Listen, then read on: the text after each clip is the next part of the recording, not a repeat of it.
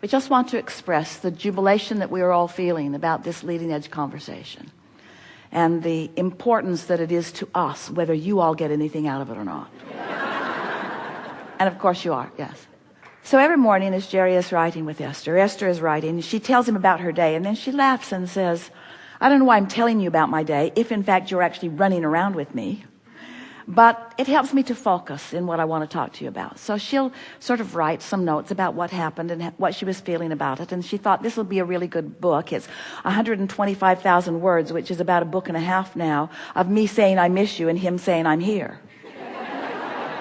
In other words, at some point it needs to morph into a different dialogue than that, you see. And so on this one particular morning, she'd written how she was missing him, and what he wrote back was, I will look for as many opportunities today as I can find to let you know how much I am loving you. Yeah. So she is still not feeling that good. She is still invested in the grief of her moment, and not enjoying but finding plenty of sympathy from those who are around her. And now Tracy and Esther are in the car, and they're going from daughter Tracy's house out to Jerry and Esther's house. And Tracy suddenly is so thirsty that she cannot survive the 8 miles of distance. It is a sort of, I will die if I don't get liquid moment. Irrational. And so Esther looks for a place that they can stop, and stops at a place she has never been before and probably will never go again. It's Chick-Fil-A. And as she's driving through the drive-thru, there is a double drive-thru which she had never seen. And as she looks over at the car, through her tears, the back window in letters this big said love, and the front window said you. Now, Jerry didn't actually shoe polish that window, but he knew where it was, and he knew where Esther was, and he knew the influence that he could offer, and he offered a powerful thought from his vortex grid, which is powerful, and his power of influence is mighty, and circumstances and events and all cooperative components fell into place, and Esther got the message and knew it was from him. They got their drinks, they drove 8 miles, they pulled in the gate, and then in the other gate, and then in the garage. And as they're getting out of the garage, Esther notices a box that has just been delivered, just came by Federal Express.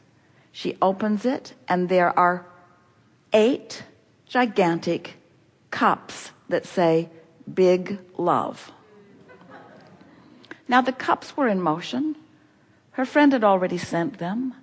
But the orchestration of the timing, you have to understand, the orchestration of the timing is about the interfacing. You have more non-physical energies of those you have loved, those of you have known, of those who are your relatives, of those who are of your ancestors, of those who are aware of you, this non-physical energy all coming forward into your now, all coming forward into your now.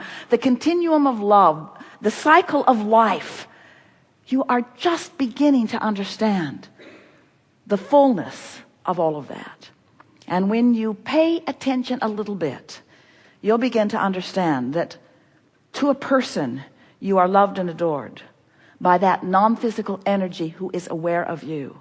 And if you will stop applying your varied and bogus version of grief and unworthiness and hatred and any of those emotions that you've picked up along your physical trail from your attention to unwanted things, you will allow yourself that what often feels too subtle for those like you and Esther, but eventually becomes the richness and the fullness of this non-physical energy that is juncturing with you in your now, in your now, in your now, in your now, in your now, in your now, in your now, in your now. You are not alone, and you never have been. And you're not on your own, and you never have been. You are supported, and we use that word carefully because we are wanting you to understand that it's not support that's coming to you out of your need.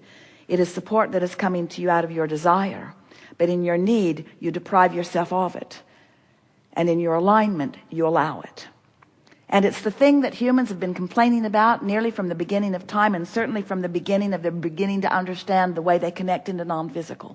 Because it feels wrong to you. It feels like it's not your human nature. It is the nature of the beast that you watch, but it doesn't seem to be the human nature. You've trained it out of yourselves, and you would be well to let it go. And it goes like this. I support those who are in need, and I train them to be needy in order to get support. But then the only support they can get is from the physical experience. They deprive themselves of the true grid, you see. There's plenty who will come to support you in your neediness, and you can beat the drum of your neediness, and there will be many who will be there, and they will feel virtuous and valiant in their offering to you their support. But the support that you're really looking for is the support that comes from inside the vortex. And it comes to you when you finally accept the perfection of your being, the juncture of the physical and the non-physical, the eternalness of your being, the never-endedness of that which is you, the love of that which is source. And it's ever, ever, ever offering to you. But you got to receive the love. You got to let it in. You've got to find a way of being a vibrational match to it. And for many of you, you're probably going to hurt really bad until you can't stand to hurt before you do that. But you don't need to let it get to that point. You can let it in anytime you decide to. You just got to find the willingness to do that.